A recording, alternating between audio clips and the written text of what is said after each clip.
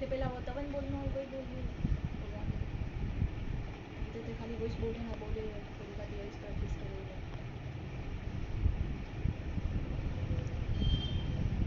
Messenger check कर।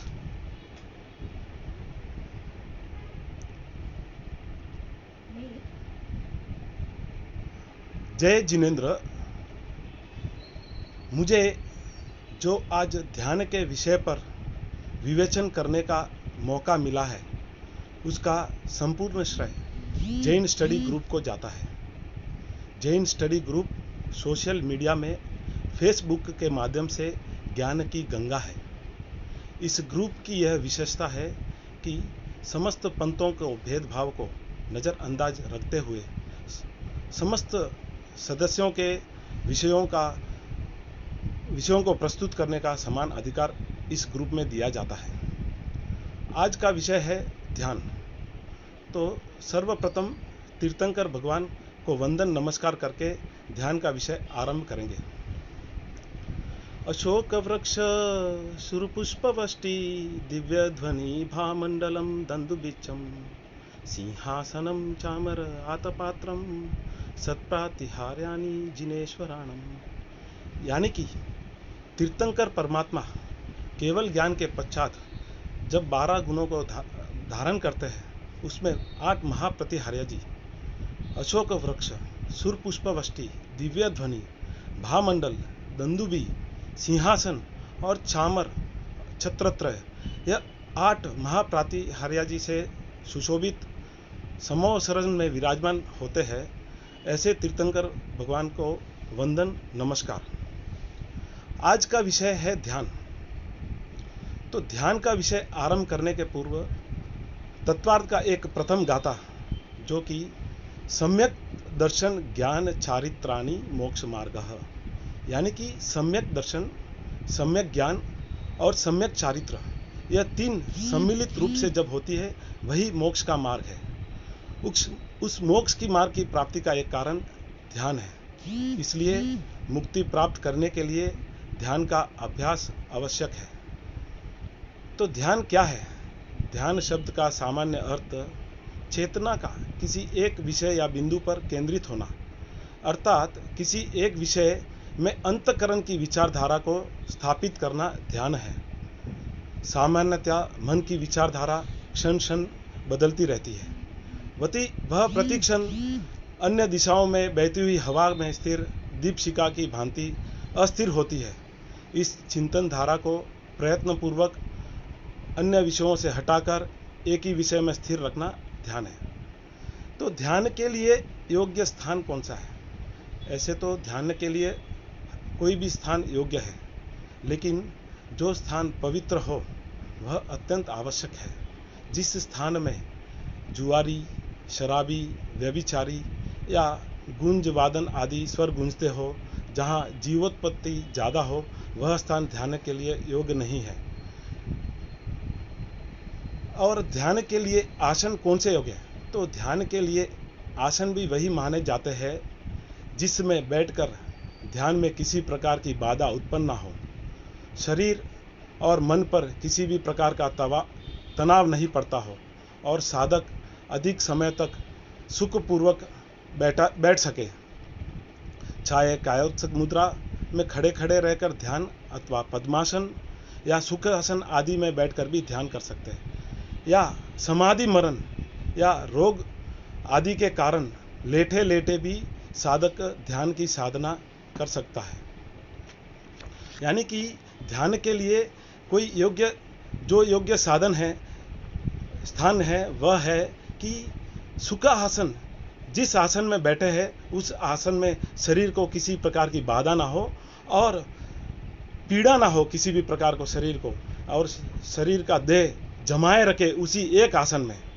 ध्यान के समय दोनों होठ बंद रखना, दृष्टि के नाक के अग्रभाग पर जमाए रखना या आलंबन निश्चित किया हो उस पर स्थिर रखना और मुख मुद्रा को प्रसन्न रखना, कमर को सीधी रखना, प्रमाद रहित होना ध्यान के लिए सामान्य नियम है। यानी कि यह जो नियम है यह ध्यान के लिए सामान्य नियम है। क्या है?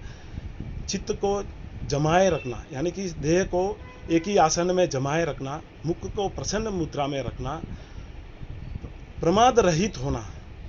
और ध्यान के लिए कौन सा काल योग्य है? ऐसे तो सभी का कोई भी काल ध्यान के लिए योग्य है। सामान्य सभी काल में शुभ भाव संभव होने से ध्यान साधना का कोई विशिष्ट काल नहीं कहा गया है। जिस समय मन एवं वचन काया स्वस्थ प्रतीत होते हैं वह समय ध्यान के लिए उचित माना जाता है। यानी कि जो समय अपना मन वचन और काया स्वस्थ प्रतीत होता है, जिस समय, वही समय ध्यान के लिए उचित माना गया है। ध्यान के अंग क्या है? ध्याता, ध्येय और ध्यान। यानी कि ध्याता यानी कि ध्यान करने वाला, ध्येय अर्थात ध्यान करने योग्य आलंबन, और ध्यान ध्याता के ध्येय के लिए जो स्थिर होना ही ध्यान है। यानी कि यह जो ध्याता, ध्येय और ध्यान, यह तीन ध्यान के आलंबन है। ध्यान के सामान्य रूप पर ध्यान का जब शब्द अपने जहन में आता है तो ऐसा विचार आता है कि किसी एक आसन पर बैठकर किसी विषय या वस्तु का चिंतन करना, यह तो सामान्य रूप पर ध्यान है। लेकिन विशेष अपनी दिनचर्या में, अपनी जीविका के हेतु अपन जो दिन भर जो जीवनचर्या करते हैं, उस जीवनचर्या के समस्त क्रिया में भी ध्यानमय रहता है। अपना जो मन है वह ध्यानमय होता है। तो उस ध्यान के 4 प्रकार बताए गए हैं। तो वह 4 प्रकार है: आर्त ध्यान, रौद्र ध्यान, धर्म ध्यान और शुक्ल ध्यान। ऐसे तो मुख्य 2 ही भेद है, प्रशस्त और अप्रशस्त। प्रशस्त यानी कि शुभ ध्यान, शुभ ध्यान के अंतर्गत धर्म ध्यान और शुक्ल ध्यान आते हैं, और अशुभ ध्यान के अंतर्गत आर्त ध्यान और रौद्र ध्यान आते हैं। तो अप्रशस्त और अप्रशस्त ध्यान क्या है? अप्रशस्त यानी कि मन की धारा जब बाहिर्मुख होती है तब मनुष्य धन, परिवार, शरीर आदि की चिंता में तथा क्रोध, दीनतादि युक्त हिंसा आदि प्रधान पापोत्मक भाव में खोया रहता है। यानी कि जब मनुष्य का मन की धारा मनुष्य या धन, परिवार आदि की चिंता में तथा क्रोध आदि के भावों में रहता है, तब पापात्मक अशुभ चिंतन में खोया रहता है। उस विषय को अप्रशस्त ध्यान यानी कि अशुभ ध्यान कहते हैं। और शुभ ध्यान जब मन की विचारधाराएं करुणा, दया, भक्ति, क्षमा, आत्मा परमात्मा के चिंतन की ओर बढ़ती है और वह ऊर्ध्वमुखी होती है। ऐसी स्थिति में मन शांत व समाधि युक्त शुभ या शुद्ध की ओर गति करता है, अतः ऐसे शुभ या प्रशस्त ध्यान कहा जाता है। यानी कि जब आत्मा के चिंतन करुणामय होती है, आत्मा और परमात्मा के में होती है, तब वह आत्मा शुभ और शुद्ध की ओर गति करता है। तो इस ध्यान को कौन सा ध्यान कहते हैं? प्रशस्त ध्यान। फॉर एग्जाम्पल, यानी कि उदाहरण के तौर पर, जैसे गाय का भी दूध होता है और आँख का दूध, दोनों भी सफ़ेद होते हैं, लेकिन दोनों के गुण धर्म में महान अंतर है। एक अमृत का काम करता है तो दूसरा विष का काम करता है।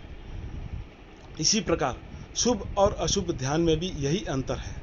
शुभ ध्यान मोक्ष का हेतु है और अशुभ ध्यान दुर्गति का कारण है। अभी हमने जो 4 ध्यान बताए, आर्त ध्यान, रौद्र ध्यान, धर्म ध्यान और शुक्ल ध्यान, तो सबसे पहले आर्त ध्यान क्या है वह जानेंगे। आर्त ध्यान अर्थात दुख में अथवा दुख के निमित्त से होने वाला दीनता, शोक, खेद आदि से भरा ध्यान।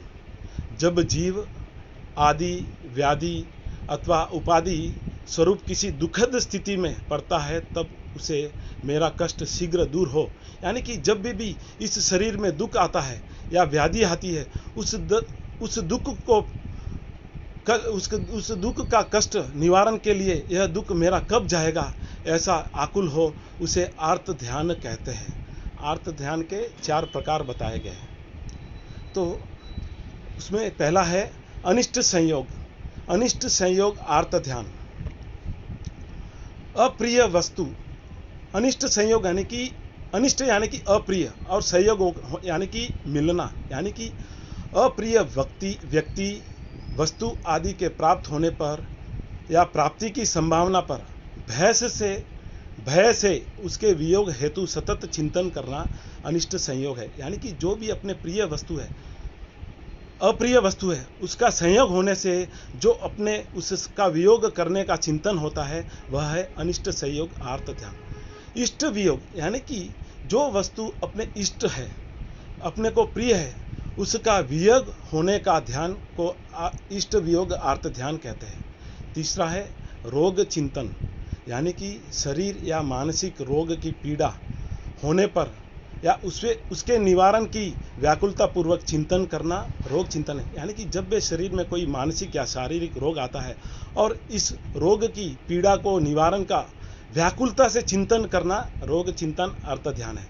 चौथा है निधान अर्थ ध्यान, यानी कि जो वस्तु प्राप्त नहीं हुई उसकी प्राप्ति की इच्छा करना, या फिर कोई भी पुण्य कार्य अथवा धार्मिक अनुष्ठान करते समय या करने के पश्चात मोह, अज्ञान एवं मिथ्यात्व के कारण स्वर्गीय सुख, राज्य, संपत्ति, विषय सुख तथा पूजा प्रतिष्ठा की कामना करना, यह सब प्राप्त हो ऐसा दृढ़ संकल्प करना निधान अर्थ ध्यान है। यानी कि जो भी हम धार्मिक अनुष्ठान करते हैं और इसके फल स्वरूप में कोई स्वर्गीय कामना करना निधान अर्थ ध्यान है।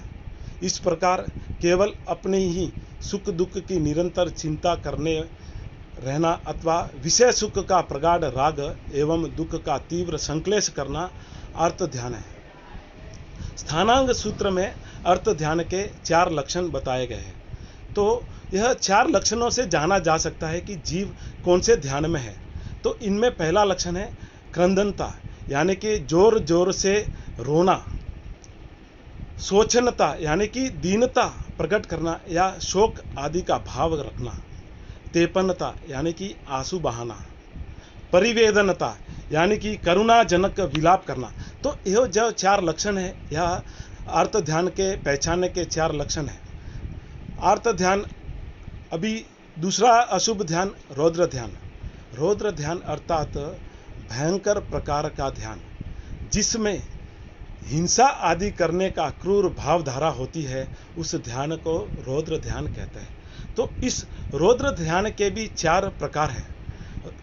इसमें से पहला है हिंसानुबंधी रौद्र ध्यान, यानी कि किसी को मारना, पीटना, हत्या करना या अंग भंग करने की संबंध में गहरा संक्लेश भाव करना हिंसानुबंधी है। यानी कि किसी को मारने या पीटने का भाव मन में आना या किसी के अंग छेदन करने का अपने मन में भाव लाना हिंसानुबंधी रौद्र ध्यान है।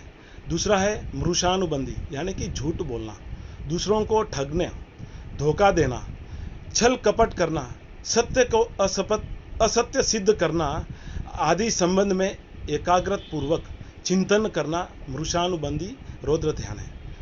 तीसरा है स्थेयानुबंधी, यानी कि लूट मार, डाका आदि नए चोरी के करतूत भरे उपाय खोजना, वे किस प्रकार हो सकते हैं ऐसा चिंतन करना, चोरी करने पर भी किसी प्रकार पकड़े ना जाए आदि चोर के संबंध में क्रूरता पूर्वक एकाग्रत होना स्थेयानुबंधी रौद्र ध्यान कहलाता है। चौथा है संरक्षणानुबंधी, यानी कि जो धन वैभव, अपने पास जो धन है, वैभव है, सत्ता है, अधिकार है, पद है, प्रतिष्ठा है या भोग विलास आदि के प्राप्त हुए हैं, उनकी संरक्षणा करना, यानी कि उनकी रक्षा करना। कैसे मेरी ख्याति को कायम रखूं, कैसे मेरा धन को बचाए रखूं, ऐसा विचार करना संरक्षणानुबंधी रौद्र ध्यान है। संक्षेप में कहा जा सकता है कि हिंसा, चोरी, पाप या परिग्रह का संरक्षण करने का पश्चात या उन सब करने के पश्चात उल्लसित होकर उस क्रूरता में प्रसन्न होना रौद्र ध्यान है।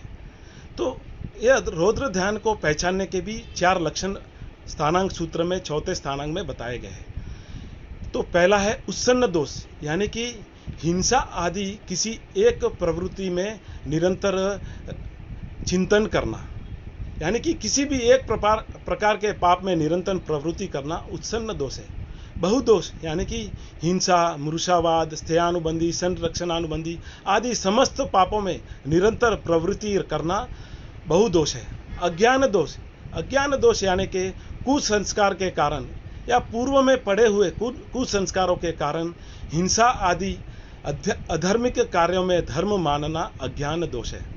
अमरणांत दोष यानी कि जीवन में अंत तक तनिक भी पश्चाताप किए बिना हिंसा आदि पापों का आचरण करना, यानी कि हमने अभी तक जो भी पाप का आचरण किया है उनका तनिक भी प्रायश्चित नहीं मन में आना, वह है अमरणांत दोष। यह तो दो आर्त ध्यान और रौद्र ध्यान थे, यह अशुभ प्रकार के ध्यान थे। अभी अगला विषय शुभ ध्यान। ध्यान में ही दूसरा भेद शुभ ध्यान। शुभ ध्यान या धर्म ध्यान, इन शुभ ध्यान के भी दो प्रकार बताए गए हैं, धर्म ध्यान और शुक्ल ध्यान। तो धर्म ध्यान किसे कहते हैं? जो क्षमा आदि धन्य धर्म से, ध्यान धर्म से युक्त होता है, यानी कि जो व्यक्ति क्षमा, नम्रता, सरलता आदि से युक्त होता है वह धर्म ध्यान कहलाता है। तत्व और श्रुत चारित्र रूप धर्म के संबंध में सतत चिंतन करना धर्म ध्यान है। तत्व संबंधित विचारना है और उपदेश संबंधित विचारधारा रखना तथा देव गुरु धर्म की स्तुति आदि भी धर्म ध्यान के अंग बताए गए हैं। तो धर्म ध्यान के भी 4 प्रकार बताए गए। शास्त्रों में धर्म ध्यान के 4 भेद बताए गए हैं, 4 प्रकार बताए गए हैं। इनमें से सबसे पहला है आज्ञा विचय, यानी कि तीर्थंकर एवं सर्वज्ञ प्रभु की आज्ञा क्या है, उसका स्वरूप क्या है, उसका चिंतन करना आज्ञा विचय धर्म ध्यान है। इसमें जिनेश्वर प्रभु की आज्ञा के प्रति बहुमान रखते हुए इस प्रकार चिंतन किया जाता है कि यह वितराग वाणी परम सत्य है तथा निशंक है। यह संसार सागर से पार उतारने वाली, पाप को नष्ट करने वाली और परम कल्याणकारी है। साथ ही वितराग प्ररूपित धर्म में जिस कर्तव्य की आज्ञा दी गई है उस विषय में एकाग्रत से चिंतन करना आज्ञा विचय धर्म ध्यान है। यानी कि तीर्थंकर भगवान की जो आज्ञा है उसको ही सर्वोपरि मानना आज्ञा विचय नामक आर्त ध्यान का एक प्रकार है। दूसरा प्रकार अपाय विचय, राग द्वेष, कषाय और मिथ्यात्व आदि के सेवन से जीव को इस भव में और पर भव में कैसे कैसे दुख भोगने पड़ते हैं। यानी कि अपने जो कषाय से, राग दोष से, मिथ्यात्व से इस जीव को इस भव में और पर भव में कैसे कैसे दुख भोगने पड़ते हैं, इसका चिंतन करना अपाय विचय है। तीसरा है विपाक विचय, यानी कि विपाक यानी कि फल, अनुभव में आने वाले कर्म फलों में से कौन सा फल किस कर्म का कारण है, कौन से कर्म के क्या फल है, इस प्रकार कर्मों के विपाक यानी कि कर्मों के फल का परिणाम का चिंतन करना विपाक विचय धर्म ध्यान कहलाता है। और चौथा है संस्थान विचय। संस्थान यानी कि शेप, यानी कि आकार। संस्थान अर्थात आकार, लोक के आकार का चिंतन करना। जो लोक का आकार अपने शास्त्रों में दिखाया गया है उसका चिंतन करना। अधोलोक, मध्यलोक, ऊर्ध्वलोक में कहाँ कहाँ और कौन से जीव रहते हैं, इन 4 गति में भव भ्रमण से कैसा छुटकारा मिले, इस प्रकार का चिंतन करना संस्थान विचय। यानी कि किस लोक में किस प्रकार के जीव रहते हैं, किस लोक की क्या विशेषता है और भव भ्रमण से कैसे छुटकारा मिले, इस प्रकार से चिंतन करना संस्थान विचय है। यह धर्म ध्यान को पहचानने के भी स्थानांग सूत्र में 4 प्रकार के लक्षण बताए गए हैं। तो उनमें से पहला लक्षण है आज्ञा रुचि। वितराग प्रणीत शास्त्र के अनुसार क्रियाओं को अंगीकार करने की रुचि रखना आज्ञा रुचि है। यानी कि जो वितराग भाषित आज्ञा है, जो वितराग प्रभु ने बताया है, उनकी आज्ञा का पालन करना, उनकी क्रियाओं में रुचि रखना, वही आज्ञा रुचि है। निसर्ग रुचि, देव, गुरु और धर्म पर सहज श्रद्धा रखना तथा नव तत्वों को जानने की जिज्ञासा होना, यह है निसर्ग रुचि। यानी कि जो नव तत्व है, जीव, अजीव आदि इस प्रकार के जो नव तत्व है, उनको जानने की जिज्ञासा रखना निसर्ग रुचि है। उपदेश रुचि, जिन वचन के उपदेश को गुरु आदि से श्रवण करने की रुचि रखना, यानी कि जो जिनेश्वर भगवान के वचन है, उन वचनों को गुरु आदि के द्वारा श्रवण करने की रुचि रखना उपदेश रुचि है। और चौथा है सूत्र रुचि, यानी कि द्वादशांगी रूपी आगमों, जो आगम रचे गए हैं, उनका अध्ययन या उनका अध्ययन की रुचि रखना शास्त्र रुचि, सूत्र रुचि है।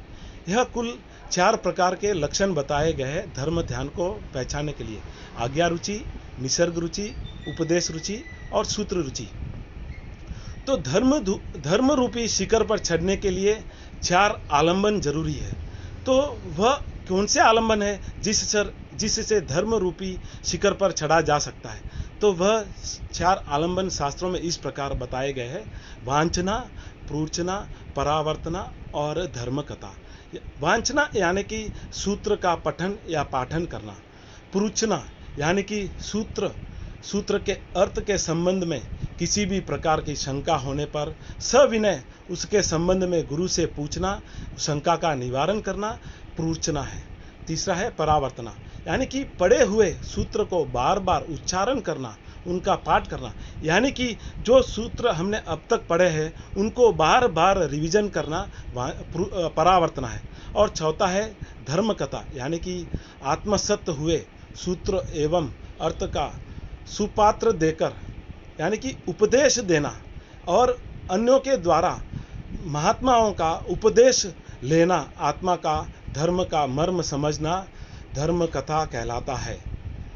यानी कि यह जो धर्म कथा है, यह महात्मा की धर्म का श्रवण करना, महापुरुषों के धर्म का श्रवण करना धर्म कथा कहलाता है। तो इन धर्म ध्यान की पुष्टि के लिए 4 भावनाएं बताई गई है। तो वह यानी कि इस धर्म ध्यान की पुष्टि कैसे हो, इसकी धर्म ध्यान की पुष्टि करने के लिए शास्त्रों में 4 भावनाएं बताई गई है। तो पहला है एकत्व भावना।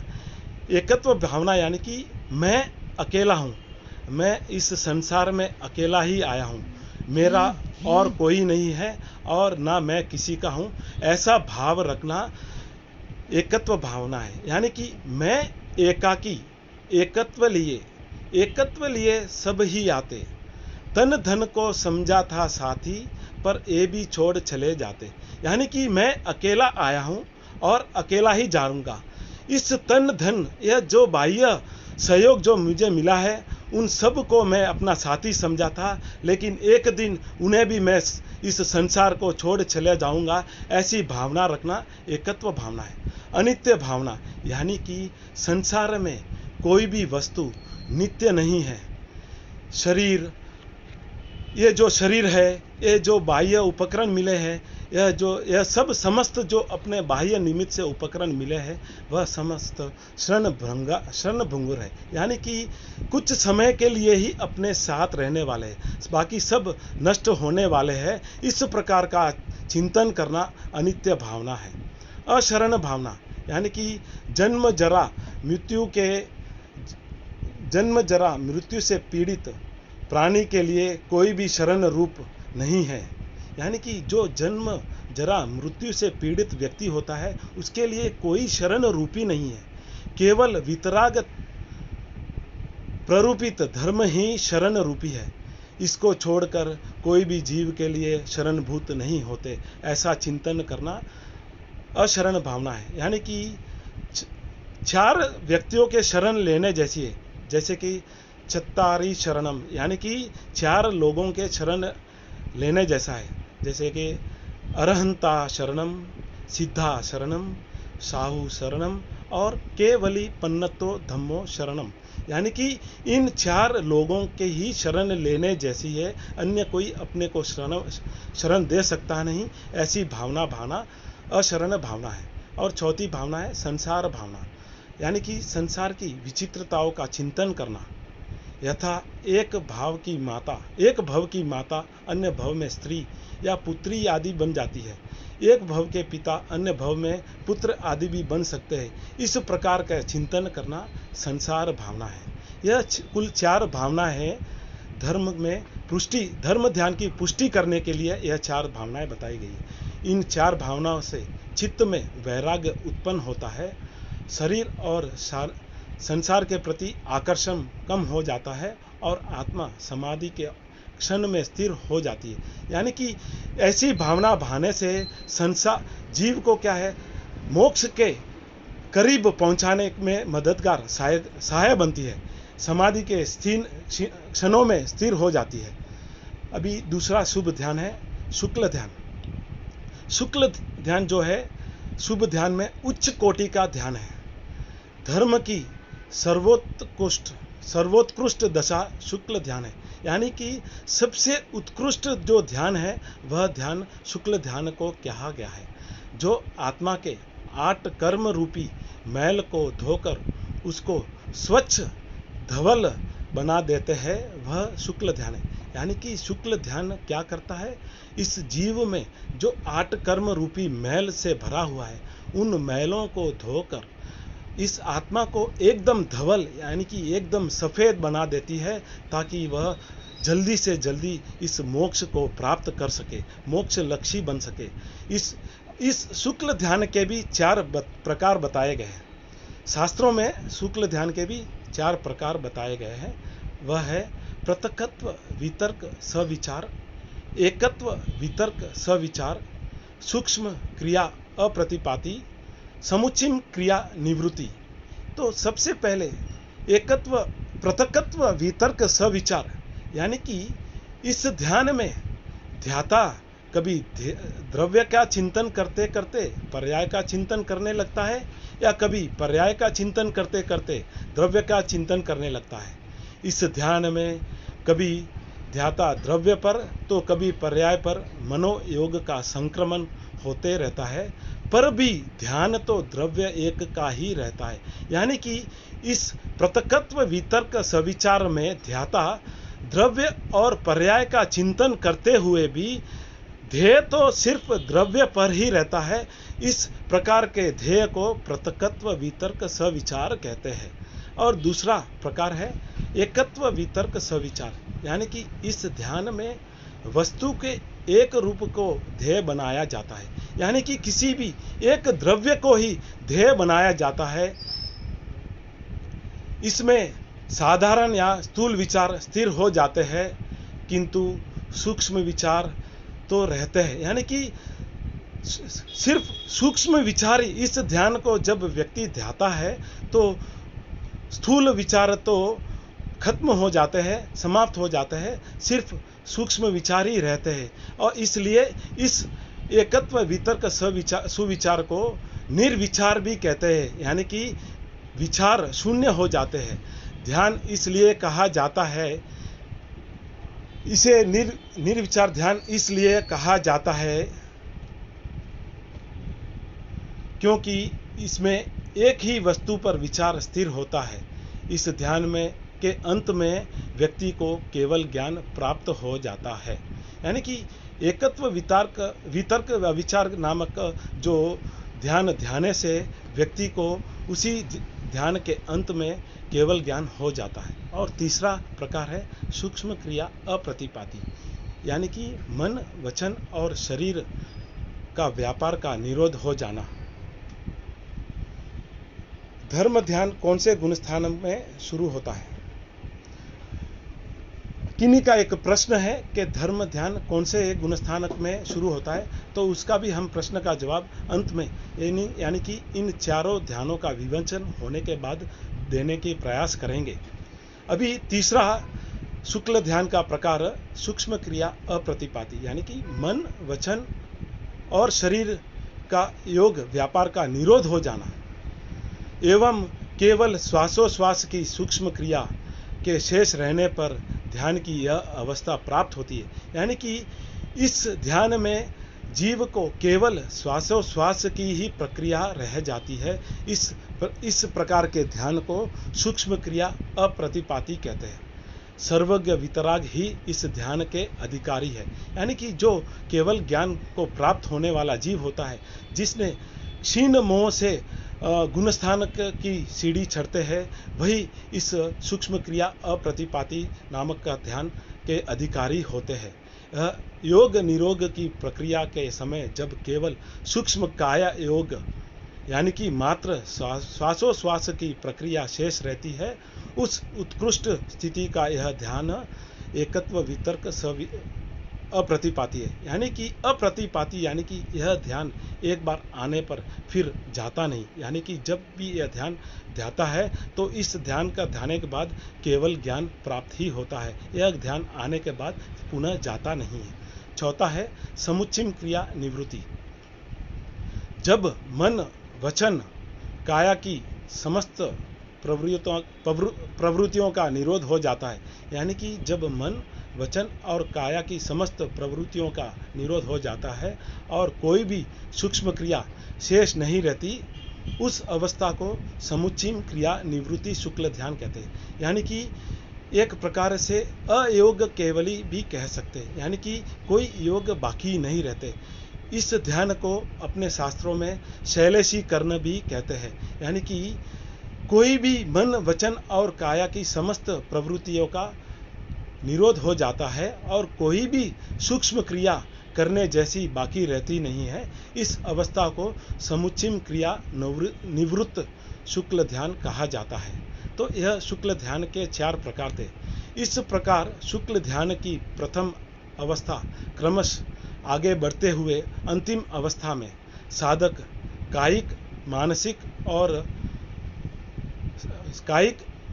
वाचिक और मानसिक सभी प्रवृत्तियों का पूर्ण निरोध कर अंत में सिद्ध अवस्था प्राप्त कर लेता है, जो कि धर्म साधना का अंतिम लक्ष्य है। यानी कि जो धर्म की साधना का अंतिम लक्ष्य है, इस तरह क्रमश एक एक प्रकार से शुक्ल ध्यान को ध्याते ध्याते साधक अपने अंतिम लक्ष्य तक पहुंच जाता है। तो इन शुक्ल ध्यान को पहचानने की भी 4 लक्षण बताए गए हैं। स्थानांग सूत्र में शुक्ल ध्यान के निम्न प्रकार के 4 लक्षण कहे गए हैं।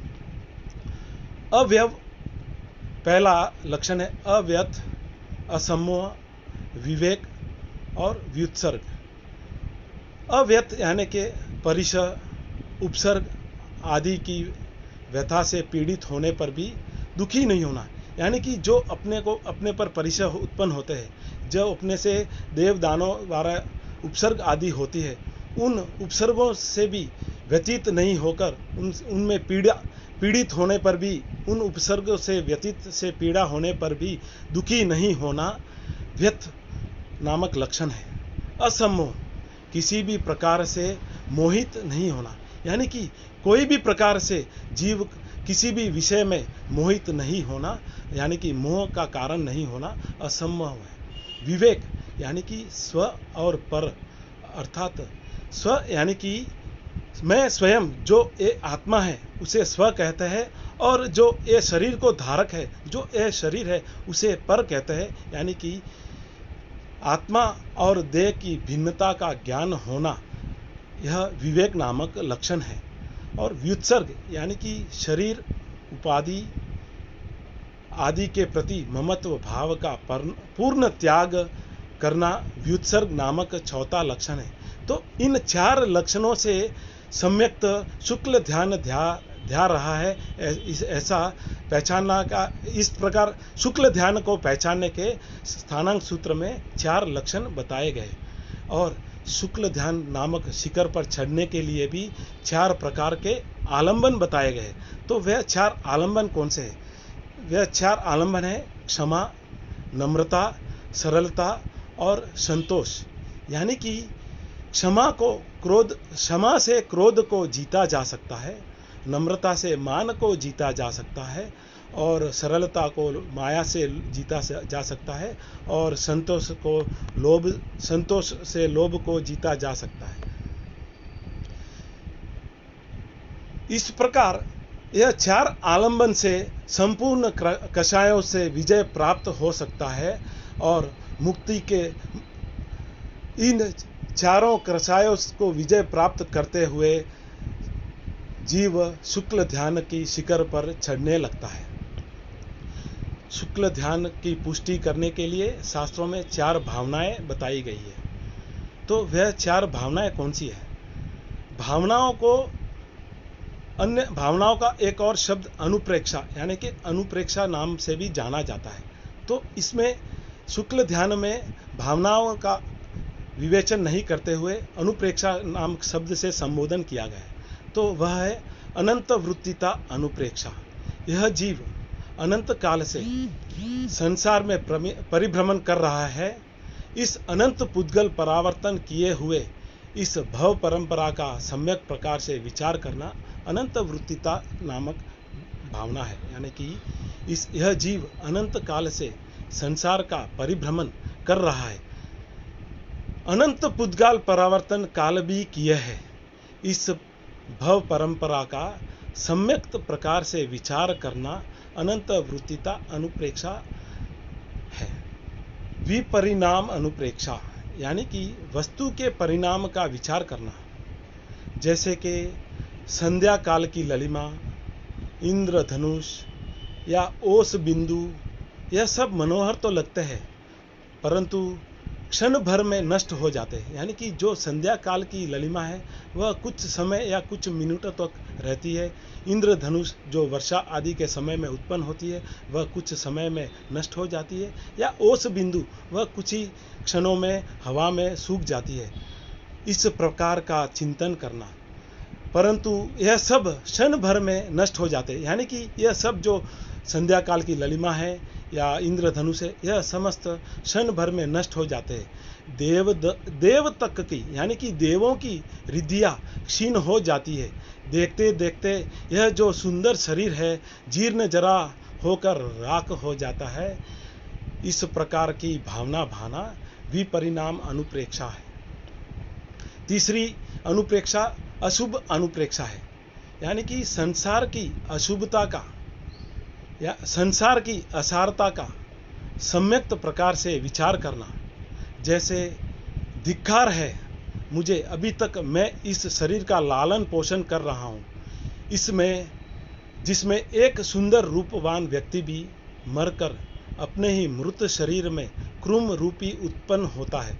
यानी कि जिससे इस शरीर से ममत्व होता है, यह कई बार ऐसा हमने सुना भी है, जिस जीव को इस शरीर पर मोह होता है वह जीव मरणांत के उपरांत वह जीव पुनः अपने ही शरीर में क्रुम रूपी उत्पन्न होता है। इस प्रकार का ध्यान चिंतन करना इत्यादि रूप में इस प्रकार चिंतन करना अशुभानुप्रेक्षा नामक तीसरी भावना है। अपाय अनुप्रेक्षा यानी कि आश्रव द्वारा, यानी कि आश्रव यानी कि मिथ्यात्व, अवीरत, प्रमाद, कषाय या योग, इनके द्वारा इन द्वारों से होने वाले दुष्परिणामों का यथार्थ चिंतन करना अपाय अनुप्रेक्षा है।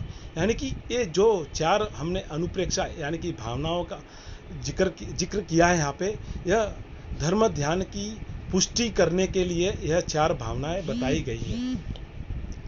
उक्त इस प्रकार हमने जो शुभ और अशुभ के 4 भेद, आर्त ध्यान, रौद्र ध्यान, धर्म ध्यान और शुक्ल ध्यान के बारे में जो जाना, उनमें से आर्त ध्यान और रौद्र ध्यान यह दोनों है यानी कि छोड़ने, हे उपदेय यानी कि हे यानी कि छोड़ने योग, गे यानी कि जानने योग, उपादेय यानी कि आचरण करने योग। तो इनमें से आर्त ध्यान और रौद्र ध्यान को हे बताया है और धर्म ध्यान और शुक्ल ध्यान को उपादेय यानी कि आचरण करने योग्य बताया है, क्योंकि धर्म ध्यान मोक्ष के हेतु होने से उपादेय है और शुक्ल ध्यान और अर्थ ध्यान संसार का परिभ्रमण कराते हैं, इसलिए वह हे है। इस प्रकार अपने इस 4 भावनाओं का 4 प्रकार के ध्यान का जो विवेचन हमने सुना है, मुझे लगता है कि आप सभी श्रोतागणों को अच्छी तरह से समझ में आया होगा या नहीं समझ में आया होगा तो कमेंट बॉक्स पर आप इसमें कुछ कमेंट कर सकते हैं, जितना हो सके उसका शंका का निवारण करने का प्रयास करूंगा। अनिला बेन का ध्यान और योग का क्या संबंध है? तो जहाँ तक मेरा विचार है, ध्यान और योग, ध्यान यानी कि जो हमने ये निम्न प्रकार के 4 ध्यान बताए हैं, यानी कि अर्थ ध्यान, रौद्र ध्यान, धर्म ध्यान और शुक्ल ध्यान। यह जो 4 ध्यान हैं, हम लोग अपने पूरे दिन में, यानी कि जो दिन की चर्या जो अपन करते हैं, उन समस्त क्रियाओं में अपना किस प्रकार का उन क्रियाओं में ध्यान है, इन क्रियाओं के ध्यान के आधारित ये 4 ध्यान बताए गए। जैसे कि हम कोई अशुभ क्रिया कर रहे हैं, व्यापार आदि का क्रिया कर रहे हैं, तो उसमें अपने को क्या लाभ होगा, क्या हानि होगी, इस प्रकार से मन से चिंतन करना वह अर्थ ध्यान है। तो यह जो ध्यान बताए गए हैं, वह जो मन के विचार के परिणाम है, उसे ध्यान कहते हैं। और योग, जहाँ तक योग का विचार है, मेरा विचार है, योग यानी कि एक मुद्रा में बैठकर अपने मानसिक क्रियाओं, मानसिक विचारों को संतुलन करना। यानी कि ऐसा मुझे लगता है कि अपने जो मन के जो एकाग्रता पूर्वक करने का जो प्रकार है, उसे योग कहते हैं। यानी कि मन को किसी दृष्टि पर एकाग्र कर सके, वह योग हो सकता है। सोनू कांकरिया जी का एक प्रश्न है, ध्यान कैसे करें? सामान्य तौर पर तो अभी जो हम दैनिक क्रियाएं करते हैं, उसमें शुभ भावनाओं को भावना शुभ ध्यान हो सकता है।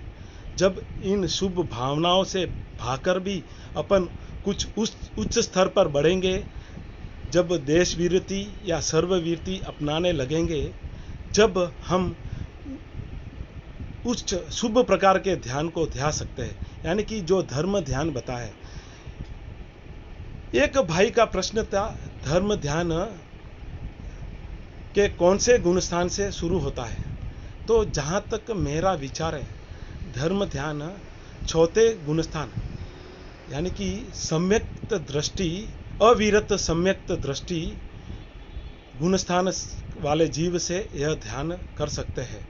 और 8वें गुणस्थान के ऊपर से जो क्षीण मोह की जो श्रेणी से आगे बढ़ता है, वह जीव शुक्ल ध्यान की श्रेणी में आता है।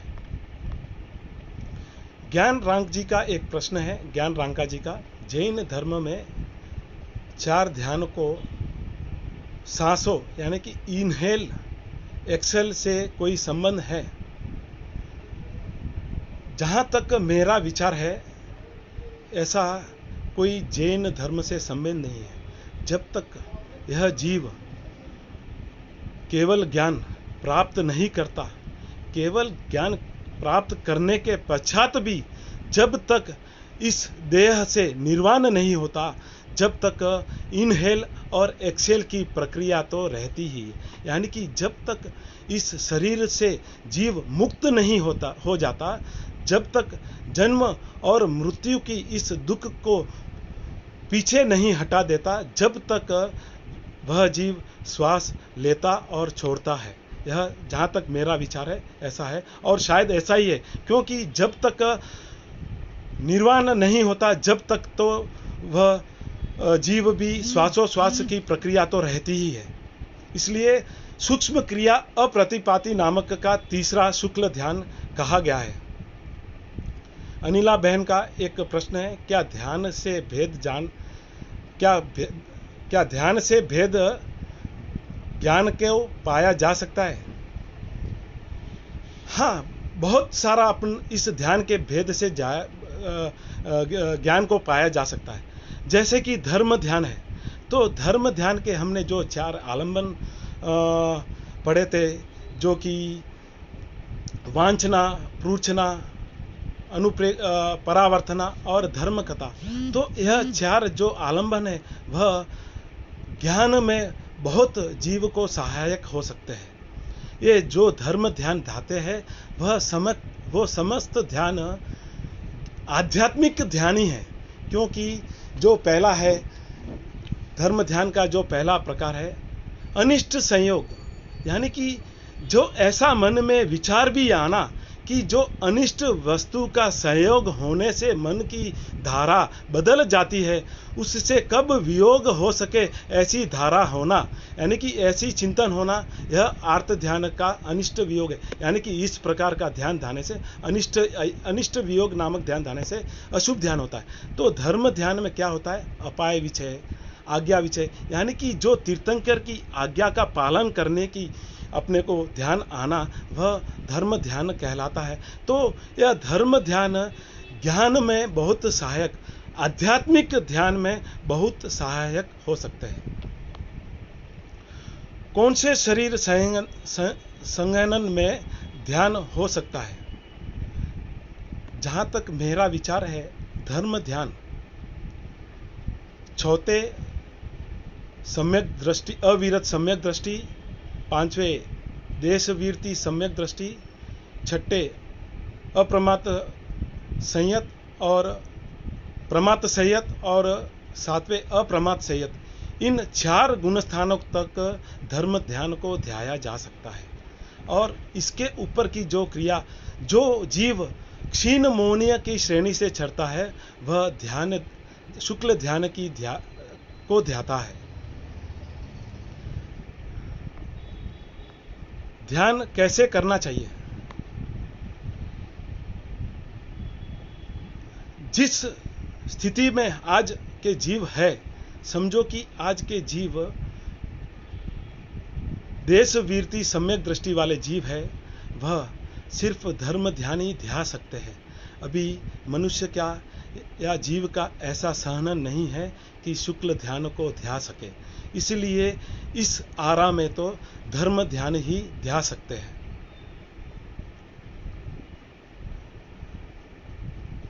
विक्रम भाई का यह प्रश्न था कि ध्यान कैसे करना, तो जो अभी मैंने बताया कि जो ध्यान है धर्म, अभी की परिस्थिति में इस काल के जीव की जो सहनन है, यानी कि जो शरीर का संग्रहण है, इतनी मजबूत नहीं है कि वो शुक्ल ध्यान कर सके, इसलिए सिर्फ धर्म ध्यान ही ध्या सकते हैं। यानी कि जो वांछना, प्रूर्चना, परावर्तना या धर्म कथा आदि से रुचि लगाकर हम धर्म ध्यान की पुष्टि कर सकते हैं, या आज्ञा रुचि, निसर्ग रुचि, इस प्रकार की रुचि से हम ध्यान को पुष्ट ध्यान के शिखर पर आगे बढ़ सकते हैं। धर्म ध्यान मेरी जानकारी में 7वें गुणस्थान के पहले संभव नहीं है। इनके पूर्व में धर्म ध्यान की तैयारी ही की जा सकती है। हो सकता है, मुझे उतना ज्ञान नहीं है कि धर्म ध्यान कौन से गुणस्थान से किए जाता है। जहाँ तक मुझे ऐसा लगता है कि जब देश वीरती श्रावक होता है, यानी कि जब वह सामायिक की क्रिया करता है, उस समय भी जो ध्यान, जो समता भाव उत्पन्न करता है, वह ध्यान धर्म ध्यान कहलाता होगा। यह मेरा विचार है।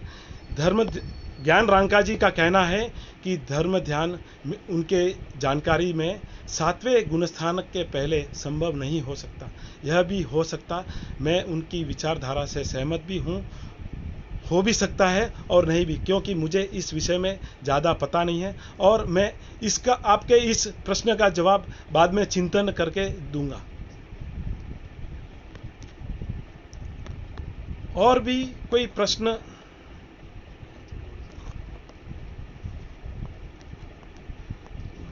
तो आप सभी को जैन स्टडी ग्रुप के माध्यम से जो आज यह ध्यान का विषय का श्रवण लिया है, उसके लिए मैं आप सबों का बहुत बहुत आभारी हूं। और एक बात व्यक्त करना चाहता हूं, जो भी अभी तक इस जैन स्टडी ग्रुप से जुड़ चुके हैं, उन सब का बहुत बहुत आभार।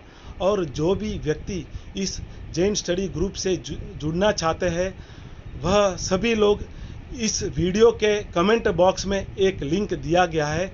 आप उस लिंक पर क्लिक करके आप इस जैन स्टडी नामक ग्रुप से ज्वाइन हो सकते हैं। धन्यवाद। शुभ रात्रि।